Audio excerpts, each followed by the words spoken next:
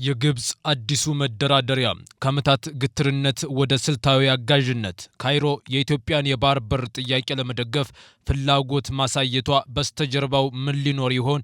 ይህ ለኢትዮጵያ የታቀደ ጥሩ አጋጣሚ ወይስ ሌላ የፖለቲካ ወጥመድ?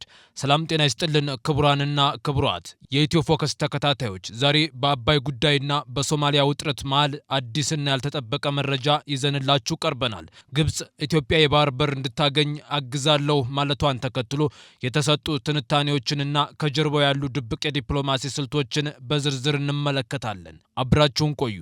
የግብጽ አዲሱ መደራደሪያ ኢትዮጵያ የባህር በር እንድታገኝ አግዛለሁ አለች። ታላቁን የኢትዮጵያ ህዳሴ ግድብ የህልውና ስጋት አድርጋ የምትመለከተው ግብጽ የአባይ ውሃን በተመለከተ ለዓመታት የዘለቀው ውዝግብ በስምምነት የሚቋጭ ከሆነ ኢትዮጵያ በቀይ ባህር ላይ የባህር በር መዳረሻ እንድታገኝ ከአፍሪካ አጋሮች ጋር በመሆን ለመደገፍ ዝግጁ መሆኗን አስታውቃለች። የአቡዳቢው ዘናሽናል ጋዜጣ በካይሮ የሚገኘው የውስጥ ምንጮችን ጠቅሶ እንደዘገበው ግብጽ ለኢትዮጵያ ድጋፍ የምታደርገው አዲስ አበባ በታላቁ የኢትዮጵያ ህዳሴ ግድብ የውሃ ሞላልና አለቃቀቅ ላይ መለሳለስ ካሳየች ብቻ እንደሆነ ገልጿል።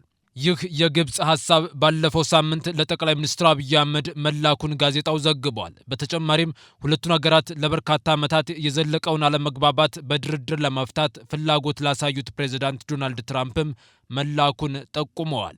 ኢትዮጵያ የቀረበላትን ሐሳብ ውድቅ ካደረገች ካይሮ በሱዳን በሶማሊያና በጅቡቲ ያላትን ፖለቲካዊና ወታደራዊ ተጽዕኖ እንዲሁም በቀይ ባህር ደቡባዊ ክፍል ያላትን የባህር ኃይል መገኘት በመጠቀም ኢትዮጵያ በእነዚህ ሀገራት ወደቦች የምታገኘውን አገልግሎት ልትገድብ ትችላለች የሚል ስጋት መኖሩንም በዘገባው ተመላክቷል። እስካሁን ድረስ ከአዲስ አበባም ሆነ ከካይሮ ስለቀረበው ሐሳብ በይፋ የተሰጠ ምላሽ የለም።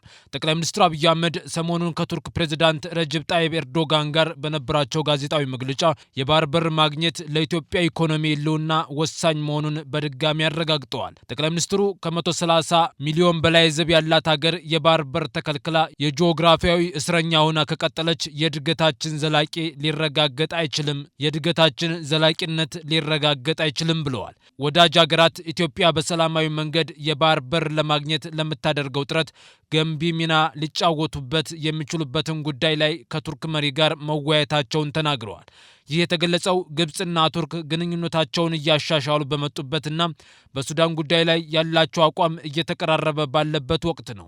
ሁለቱ ሀገራት ግብጽና ቱርክ በሊቢያ ጉዳይ ላይ የነበራቸውን ልዩነት በመፍታት እርቅ ላይ የደረሱ ሲሆን የባህር በር ስምምነትን በተመለከተ ከኢትዮጵያ ጋር ውጥረት ውስጥ ከምትገኘው ሶማሊያ ጋርም የጠበቀ ግንኙነት መመስረታቸው ተገልጿል። ግብጽ የህዳሴ ግድብን እንደ ህልውና ስጋት የምታየው ሲሆን በተለይም በድርቅ ወቅት የሚለቀቀውን የውሃ መጠን የሚወስን ህጋዊ አስገዳጅ ስምምነት እንዲኖር ስትወተውት ቆይታለች። ኢትዮጵያ በበኩሏ ግድቡ ለልማትና ለኃይል አቅርቦት ፍላጎቷ የማይተካ መሆኑን ትገልጻለች። እንደ ዘናሽናል ዘገባ ከሆነ የካይሮ ሐሳብ ግብጽ በጅቡቲና በኤርትራ የሚገኙትን የዶራሌህ እና የአሰብ ወደቦችን ለማልማትና ለማዘመን መግባባት ላይ ከመድረሳቸው ጋር የተያያዘ ነው። በተጨማሪም ግብጽ የሱዳንን ዋና የንግድ በር የሆነውን ፖርት ሱዳንን በጋራ ለማልማት ማቀዷም ተገልጿል። ካይሮ ቀይ ባህር የባህር ዳርቻ ሀገራት ብቻ ይዞታ መሆን አለበት የሚል ጽኑ አቋም ያላት ሲሆን ኢትዮጵያ ከሶማሌላንድ ጋር የተፈራረመችውን የባህር በር የመግባቢያ ሰነድም በጽኑ ስትቃወም መቆየቷ ይታወሳል። ኢትዮጵያ ግንባታውን አጠናቃ ባስመረቀችው በታላቁ ህዳሴ ግድብ ዙሪያ ለዓመታት ተቃውሞዋን ስታሰማ የቆየችው ግብጽ ኢትዮጵያ እያሳየችው ካለው በቀይ ባህር በኩል መተላለፊያ በር ከማግኘት በተቃራኒ የአካባቢውን ሀገራት ስታስተባብር ቆይታለች።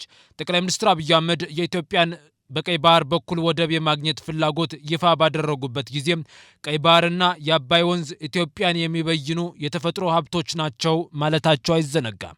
ጠቅላይ ሚኒስትር አብይ ቀይ ባህር ለኢትዮጵያ የህልውና ጉዳይ መሆኑን ይፋ ማድረጉን ተከትሎ የሶማሊያ የውጭ ጉዳይ ሚኒስትር አህመድ ሞአሊም ፋቂ ወደ ግብጽ ተጉዘው ነበር። በጉዟቸውም የግብጽ አቋም ተነስቶ ነበር። የግብጽ የውጭ ጉዳይ ሚኒስትር ባድር አብዳልቲ ባደረጉት ንግግር ቀይ ባህርን ሊጠቀሙ የሚገባው ተጎራባች ሀገራት ብቻ እንደሆነና ሌላ አካል ወደ ቀይ ባህር እንዲገባ ሊፈቀድለት እንደማይገባ ተናግረው ነበር።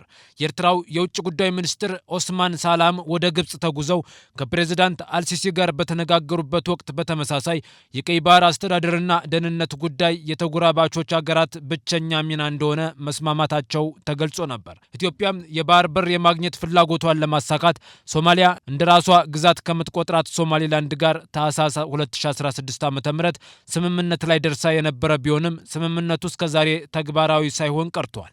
ከሶማሌላንድ ጋር የነበረው ስምምነት ኢትዮጵያ የባህር በር ሰፈርና ወደብ እንድታገኝ የሚያስችል እንደሆነ ገልጾ ነበር። ከዚያ በኋላ ኢትዮጵያ በቱርክ አሸማጋይነት ከሶማሊያ ጋር የወደብ ተጠቃሚነት ለማግኘት የሚያስችል ስምምነት ላይ ቢደርሱም ሞቃዲሾ ለኢትዮጵያ የባህር በር ጦር ሰፈር እንደማትፈቅድ ገልጻለች።